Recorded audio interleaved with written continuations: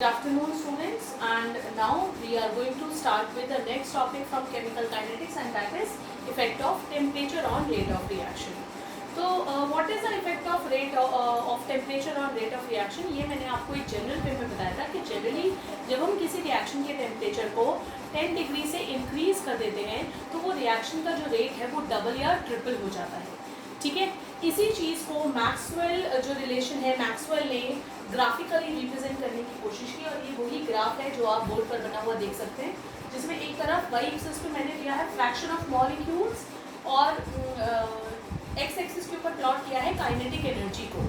And what has been seen that कि अगर कोई पर्टिकुलर टेम्परेचर टी है, ब्लैक वाली जो कर्व है उसको ध्यान से देखें, अगर कोई टेम्परेचर आपने टी रखा हुआ है तो काइनेटिक एनर्जी जो मॉलिक्यूल्स की है जैसे जैसे बढ़ रही है वैसे वैसे फ्रैक्शन ऑफ मॉलिक्यूल्स भी बढ़ रहे हैं. या ये कहें कि अगर मॉलिक्यूल का नंबर इंक्रीज कर रहे हैं तो उसी के अकॉर्डिंगली काइनेटिक एनर्जी को गेन कर रहे हैं. ठीक है, और यहाँ जो मैक्सिमम फ्रैक्शन ऑफ मॉलिक्यूल्स ने फ्रैक्शन ऑफ मॉलिक्यूल जो मैक्सिमम है उस टाइम पे जो काइनेटिक एनर्जी यहाँ पे अटेन होती है उस काइनेटिक एनर्जी को कहा जाता है मोस्ट प्रोबेबल काइनेटिक एनर्जी. ठीक है, लेकिन अगर टेम्परेचर को सिर्फ 10 डिग्री से बढ़ा दिया जाता है तो ग्राफ ये ब्लू कर्व के अकॉर्डिंगली जा रहा है, जिसमें आप देख सकते हो कि जो फ्रैक्शन ऑफ मॉलिक्यूल्स हैं, यानी ये जो मैक्सिमम नंबर ऑफ मॉलिक्यूल यहाँ पर है, चाहे उनका नंबर कम हो गया है, लेकिन ये जो फ्रैक्शन ऑफ मॉलिक्यूल्स हैं इनकी जो मोस्ट प्रोबेबल काइनेटिक एनर्जी है, ये काइनेटिक एनर्जी पहले से बढ़ गई है. काइनेटिक एनर्जी बढ़ने का मतलब है बेसिकली उनकी स्पीड बढ़ गई है मॉलिक्यूल्स की. और कोलिजन एक थ्योरी है जिसके अकॉर्डिंग जिसकी हेल्प से रेट ऑफ रिएक्शन को एक्सप्लेन किया जाता है, जो हम अपने आने वाले वीडियो में आगे भी पढ़ेंगे. ठीक है, तो ये जो काइनेटिक एनर्जी है या ये जो स्पीड है, जितने ज़्यादा मॉलिक्यूल्स की होगी उतना ही मॉलिक्यूल जब एक दूसरे के साथ टकराएंगे तो उनका प्रोडक्ट में कन्वर्ट होने की जो टेंडेंसी है वो ज़्यादा होगी, यानी बढ़ जाएगी. मेरा कहने का मतलब ये है द रिएक्टेंट मॉलिक्यूल जिनकी स्पीड ज़्यादा होगी, जिनकी खुद की काइनेटिक एनर्जी ज़्यादा होगी, they are able to form the product. ठीक है, तो इसका मतलब ये हुआ जो पहले यहाँ पर कोई भी रिएक्शन का जो भी रेट था, कुछ भी स्पीड थी, उससे रेट अगर हमने टेम्परेचर को 10 डिग्री बढ़ाया तो क्योंकि काइनेटिक एनर्जी बढ़ रही है तो इसका मतलब रेट ऑफ रिएक्शन भी अल्टीमेटली बढ़ेगा ही. ठीक है, तो इसको एक्सप्लेन कर सकते हैं. इफेक्ट ऑफ टेम्परेचर को समझाने के लिए एक टर्म हम यूज करेंगे जिसको हम बोलते हैं temperature coefficient. Let us define this particular term. What is temperature coefficient? It is ratio of rate constants for a reaction at two different temperatures which are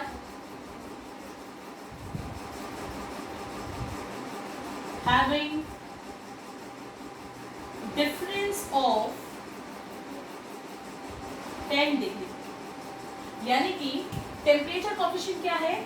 दो रेट कांस्टेंट्स का ratio है. It is the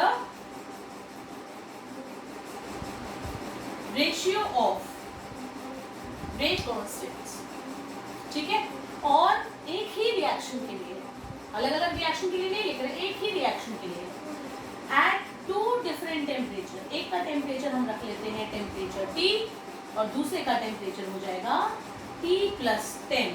ऐसे दो अलग अलग temperature जिनके बीच में difference कितना होना चाहिए? 10 डिग्री का डिफरेंस होना चाहिए. अगर ऐसे रिएक्शन के लिए हम रेट कांस्टेंट्स को अलग अलग रेट कांस्टेंट्स को आपस में डिवाइड कर देंगे, उनका रेशियो लेंगे, तो इस वैल्यू को कहा जाता है टेम्परेचर कोएफिशिएंट. और ये ऑब्जर्व किया गया है कि ये जो वैल्यू आती है ये 2 या फिर 3 ही आती है. अगर सिर्फ इतनी ही एक्सप्लेनेशन की हेल्प से टेम्परेचर का रोल एक्सप्लेन कर दिया जाए तो फिर बात ही क्या है, लेकिन एक्चुअल में ऐसा नहीं है. ठीक है, ये जो पूरा का पूरा कॉन्सेप्ट यहाँ पर जो दिया गया है या ये जो मैंने आपको अभी डिफाइन करके बताया, ये तो बहुत ही सुपरफिशियल चीज़ थी कि टेम्परेचर को अगर हम 10 डिग्री बढ़ा देंगे तो जी रेट ऑफ रिएक्शन डबल या ट्रिपल हो जाएगा. कैसे या क्या अगर हम टेम्परेचर को 10 डिग्री ना बढ़ाएं, 5 डिग्री बढ़ाते हैं या 50 डिग्री बढ़ाते हैं तो फिर उसको कैसे जस्टिफाई करें? क्या रेट ऑफ रिएक्शन उसी के अकॉर्डिंगली 10 गुना 20 गुना या फिर 1/2 टाइम्स या 1/3 टाइम्स कुछ ऐसे होगा? इसी चीज़ को अच्छे से मैथमेटिकली एक्सप्लेन करने का पूरा क्रेडिट जाता है एक साइंटिस्ट को जिनका नाम है Arrhenius. So let's talk about him and the equation given by him that is known as Arrhenius equation. So effect of temperature on rate of reaction in terms of Arrhenius. Arrhenius equation. तो Arrhenius ही वो scientist थे जिन्होंने rate constant के ऊपर या rate of reaction के ऊपर temperature के रोल को एक्सप्लेन किया by giving the relation K is equal to A into E raised to the power minus EA upon RT. Now, before starting with this, I would also like to explain few more things. जो आपका एक हम graph की help से explain करने वाले हैं. एक तरफ हम ले लेते हैं रिएक्शन कोऑर्डिनेट्स और एक तरफ प्लॉट करते हैं पोटेंशियल एनर्जी को. तो जो ग्राफ है बच्चों को जिस तरीके से आता है, ये आपके रिएक्टेंट्स हैं, इधर आपके प्रोडक्ट्स हैं. ठीक है, तो रिएक्टेंट से प्रोडक्ट में जाने के लिए हमें इस बैरियर को क्रॉस करना पड़ेगा. रिएक्टेंट के मॉलिक्यूल की एनर्जी को पहले तो बढ़ाना पड़ेगा यहाँ तक, और जब वो यहाँ तक पहुँच जाएंगे तभी जाके वो प्रोडक्ट्स बना सकते हैं, तभी जाके प्रोडक्ट की फॉर्मेशन होगी. ठीक है, तो ये जो यहाँ पर मैक्सिमम अमाउंट ऑफ एनर्जी है जो अगर रिएक्टेंट के पास नहीं है तो प्रोडक्ट में कन्वर्ट नहीं हो सकते, this energy is known as threshold energy. What is threshold energy? The maximum amount of energy which is required so that reactant can be converted into product. ठीक है, लेकिन जैसे कि आप देख रहे हैं ज्यादातर केसेस में ऐसा ही होता है कि जो रिएक्टेंट्स हैं उनके पास ये एनर्जी अवेलेबल नहीं होती, इतने बैरियर तक उनके पास अपने आप पहुंचना पॉसिबल नहीं होता. ठीक है, तो अब हम क्या करेंगे, रिएक्टेंट के पास खुद के पास उनकी कुछ एनर्जी है लेकिन इतनी नहीं है कि वो इस लेवल तक पहुंच जाए, इस लेवल को क्रॉस करते हैं. सो ये जो बीच का एनर्जी गैप है इनका, ये एनर्जी गैप अगर हम बाहर से किसी तरीके से किसी एजेंसी की हेल्प से पूरा कर दें, रिएक्टेंट की एनर्जी को उठा करके यहाँ तक ले आए तो थ्रेशोल्ड के बराबर हो जाएगी, यानी इस बैरियर के बराबर आ जाएगी. तो क्या हो सकता है, वो प्रोडक्ट में कन्वर्ट हो सकते हैं. तो हम इस एनर्जी को डिफाइन करेंगे बच्चों. This energy is known as activation energy. What is activation energy? Activation energy is the minimum extra energy which is given from outside to the reactant so that they can cross the energy barrier. इस energy barrier को cross करने के लिए reactant के molecule को जो minimum extra energy बाहर से सप्लाई की जाएगी, that energy is known as activation energy. तो इसका मतलब ये हुआ कि जो आपका एक्टिवेशन एनर्जी है basically that is threshold energy minus energy of reactant. जैसे कि हम ये ग्राफ से देख सकते हैं, रिएक्टेंट की एनर्जी ये थी, थ्रेशोल्ड एनर्जी ये टोटल वैल्यू है. इसमें से अगर ये बीच वाली एनर्जी आपको निकालनी है तो इस पूरी में से इस आर को माइनस करना पड़ेगा. तो ये आर मैंने यहाँ क्या लिखा है, this is nothing but potential energy of reactants. Reactants की पोटेंशियल एनर्जी है. क्लियर हो गया? आगे बात करते हैं. What is the effect of temperature on activation energy? यहीं से देख लो. अगर हम टेम्परेचर को बढ़ाएंगे तो क्या होगा? टेम्परेचर को बढ़ाने का मतलब है जो हमारे रिएक्टेंट के मॉलिक्यूल हैं उनकी एनर्जी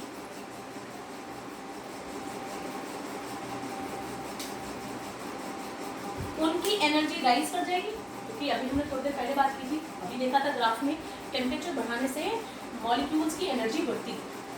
चाहे वो काइनेटिक एनर्जी बढ़ती है, लेकिन काइनेटिक एनर्जी और potential energy can be equivalent, can be inter converted. ठीक है, तो इसका मतलब ये हुआ जो रिएक्टेंट है, अगर हमने टेम्परेचर बढ़ाया तो रिएक्टेंट की जो एनर्जी है वो एनर्जी बढ़ जाएगी. वो एनर्जी यहाँ आ गई। अब देखो, अब ये जो गैप है, ये वाला जो गैप है, ये पहले वाले गैप से क्या कुछ फर्क लग रहा है? आप देख सकते हो बहुत आसानी से। ये पुराने वाला था, ये पहले वाला था, ET minus potential energy of reactant. जब हमने टेम्परेचर को बढ़ा दिया तो हमारा जो रिएक्टेंट वाली वैल्यू है ना, ये थोड़ी ऊपर हो जाएगी, बढ़ जाएगी। और अगर ये बढ़ रही है तो इसका मतलब ये जो गैप है, गैप तो कम हो गया ना, यही गैप तो हमारा एक्टिवेशन एनर्जी है। इसका मतलब ये हुआ बच्चों कि जो टेम्परेचर है और जो एक्टिवेशन एनर्जी है वो एक दूसरे से इनवर्सली प्रोपोर्शनल है। जैसे जैसे हम रिएक्शन और टेम्परेचर का रिएक्शन बढ़ाते जाएंगे, एक्टिवेशन एनर्जी कम होती जाएगी। इसका मतलब हमें बाहर से एनर्जी कम देनी पड़ेगी, ठीक है? थोड़ी सी एनर्जी देके भी हमारा काम हो जाएगा, जो पहले इतनी सारी एनर्जी देकर भी नहीं हो पा रहा था। बात समझ में आ गई? सो एवरीवन, ये भी इसी चीज को इंडिकेट कर रहा है कि जो टेम्परेचर है अगर हम बढ़ाते हैं तो अल्टीमेटली रेट ऑफ रिएक्शन बढ़ना चाहिए। और इन्हीं सारी चीजों को ध्यान में रख के आर्हीनियस ने इस इक्वेशन को दिया। अब इस इक्वेशन की टर्म्स को मैं एक्सप्लेन करूंगी। इसमें K क्या है? इसमें K है आपका रेट कांस्टेंट, जिसके ऊपर सारी की सारी कहानी चल रही है बच्चों। रेट कांस्टेंट पता चल जाएगा तो रेट ऑफ रिएक्शन पता चल जाएगा, ठीक है? Then what is A? A ये वो कांस्टेंट है जो आर्हीनियस ने अपनी तरफ से दिया, इसलिए उसको आर्हीनियस कांस्टेंट कहा जाता है। और इसी का एक नाम और भी है, it is also known as frequency factor. और एक और नाम भी है इसका, and that is pre exponential factor, ठीक है? ये जो A है इसके units are same as that of units of K। क्योंकि ये जो टर्म है ना, बेसिकली अभी मैं एक्सप्लेन करूंगी क्या चीज है, ये एक फ्रैक्शन को रिप्रेजेंट करती है, ठीक है? इसकी कोई यूनिट्स नहीं है, ओके? तो K और A के यूनिट्स सेम होते हैं। अगर आपका फर्स्ट ऑर्डर है तो फिर K की यूनिट्स सेकंड इनवर्स है तो A की यूनिट्स भी सेकंड इनवर्स होगी। अगर जीरो ऑर्डर है और K के यूनिट्स मोल पर लीटर पर सेकंड है तो A के यूनिट्स भी मोल पर लीटर पर सेकंड ही होंगे। याद रखना, यूनिट्स A के और K के हमेशा सेम होते हैं, ठीक है? पिछली वीडियो में आपने देखा होगा K के यूनिट्स के कैसे हम निकाल सकते हैं, मैंने आपको बताया था। तो आप किसी भी ऑर्डर के लिए ऐसे निकालो कि A के भी वही होंगे। आगे बात करते हैं। अब हमारी कौन सी टर्म रह गई है? अब हमारी रह गई है E की पावर माइनस E/RT वाली टर्म। इस पूरे के पूरे फैक्टर को कहा जाता है बच्चों बोल्ट्जमैन फैक्टर, जिसमें E मतलब एक्सपोनेंशियल, EA मतलब एक्टिवेशन एनर्जी, R मतलब गैस कांस्टेंट और T मतलब टेम्परेचर इन केल्विन, ठीक है? अब ये जो बोल्ट्जमैन फैक्टर है इसका क्या मतलब है? ये क्या रिप्रेजेंट करता है? इट रिप्रेजेंट द रेशियो या fraction of molecules which are having activation energy। अगर हमारे पास 1000 मॉलिक्यूल है, 1000 मॉलिक्यूल में से अगर आप ये कहते हो कि सिर्फ 560 मॉलिक्यूल ऐसे हैं जिनके पास एक्टिवेशन एनर्जी आ गई, तो 560/1000, ठीक है? ये जो फ्रैक्शन है ये रिप्रेजेंट करता है ये आपका बोल्ट्जमैन फैक्टर, यानी ये पूरी की पूरी टर्म। समझ में आ गया सबको? चलते हैं आगे। तो ये हमारी है आर्हीनियस इक्वेशन। इस आर्हीनियस इक्वेशन को थोड़ा सिंप्लीफाइड फॉर्म में कन्वर्ट करते हैं ताकि हम उसको न्यूमेरिकल पर्पस से यूज कर सकें। अगर क्वेश्चन आता है कि व्हाट इज आर्हीनियस इक्वेशन, तो आपको ये पूरी की पूरी इक्वेशन ही देनी है। लेकिन अगर न्यूमेरिकल्स आ रहे हैं तो न्यूमेरिकल पर्पस के लिए हम इसका मॉडिफाइड फॉर्म यूज करेंगे। मॉडिफाइड फॉर्म के लिए क्या करते हैं? In equation 1 taking log on both sides. तो लॉग लेंगे तो ये हो गया आपका, नेचुरल लॉग ले रही हूँ मैं, तो नेचुरल लॉग लेने के लिए मुझे ln लिखना पड़ेगा। ln is equal to ln of a, और ln और e एक दूसरे को कैंसिल आउट कर देते हैं, वो दोनों एक दूसरे के मल्टीप्लिकेटिव इनवर्स है या रेसिप्रोकल है। तो ये आपका सिर्फ पावर जो है ये बाहर आ जाएगी, ये रह गया माइनस E/RT, ठीक है? और अगर इसको हम नेचुरल लॉग से दूसरे लॉग में लिखेंगे तो ये हो जाएगा आपका log of k is is equal to log of A minus E A upon 2.303 RT। कैसे आया भाई, ln हटाओगे तो 2.303 से मल्टीप्लाई करना पड़ेगा, इधर भी आ जाएगा इधर भी आ जाएगा। पूरी इक्वेशन में 2.303 कॉमन ले लो और काट दो, लेफ्ट में भी राइट में भी, या लेफ्ट से उठा के उसको राइट साइड में ले आओ।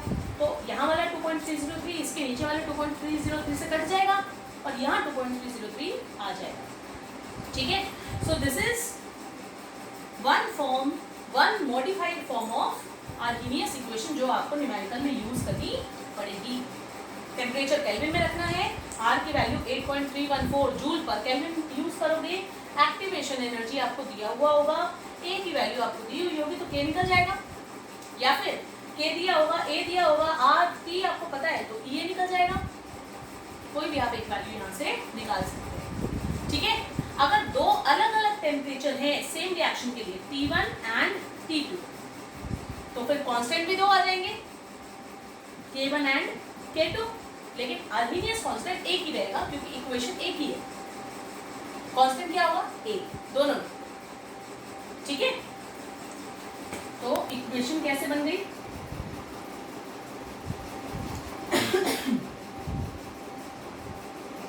इक्वेशन आपकी ये इक्वेशन नंबर 2 है।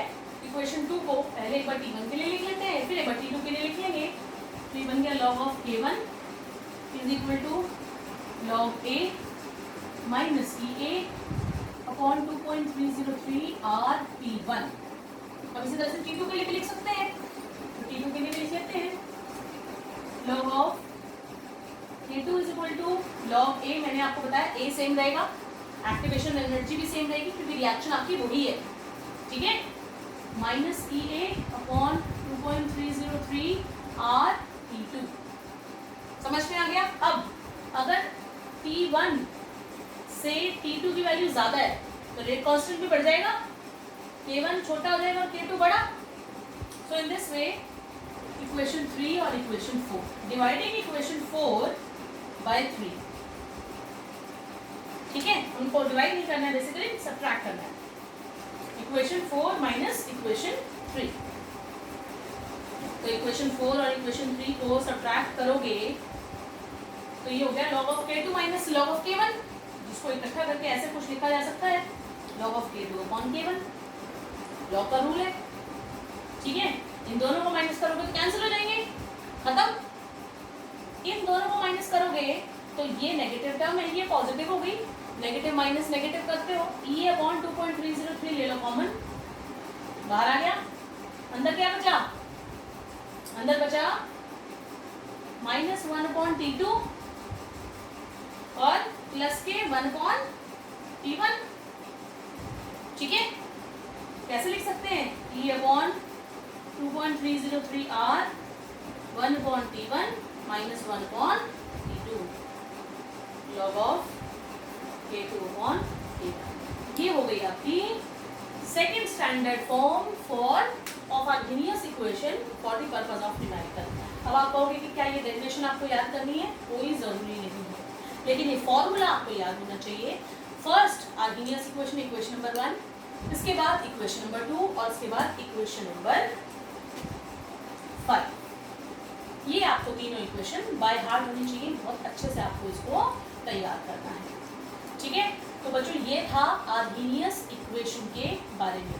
अब इसी आर्हीनियस इक्वेशन के दौरान आपने कुछ ऐसी टर्म सुनी कि कैसे पार्टिकल्स मॉलिक्यूल एक दूसरे के साथ टकराते हैं, ऐसा क्यों होता है। तो ये सारी चीज़ों को एक्सप्लेन करने के लिए एक और वीडियो मैं पोस्ट करूँगी जिसमें मैं आपको कोलिजन थ्योरी के बारे में बताऊँगी, which will be the last topic of this particular unit chemical dynamics. इसी पर्टिकुलर बोर्ड्स में इसी पर्टिकुलर टॉपिक के ऊपर बेस्ड न्यूमेरिकल ज़रूर आता है और वो न्यूमेरिकल 3 मार्क्स तक भी हो सकता है। ठीक है, नया पैटर्न आया है, नए पैटर्न में 20 मार्क्स के जो MCQs या रीजनिंग असर्शन वाले क्वेश्चंस हैं उनमें से कोई भी टॉपिक कहीं से भी पूछा जा सकता है। और केमिस्ट्री को हम डिफाइन भी नहीं कर पाते हैं, केमिस्ट्री जैसे सब्जेक्ट को, कि इस टॉपिक में से एग्जैक्टली यही क्वेश्चन पुटअप होगा। लेकिन अभी तक जो पैटर्न ऑब्जर्व किया गया है उसके अकॉर्डिंगली मैं आपको बता सकती हूँ कि आर्हीनियस इक्वेशन में से न्यूमेरिकल ही पूछा जाता है, तो इसके न्यूमेरिकल्स को आपने ज़रूर से प्रैक्टिस करना है। तो आई होप यहाँ तक आपको सबको समझ में आया होगा, and thank you for watching this video.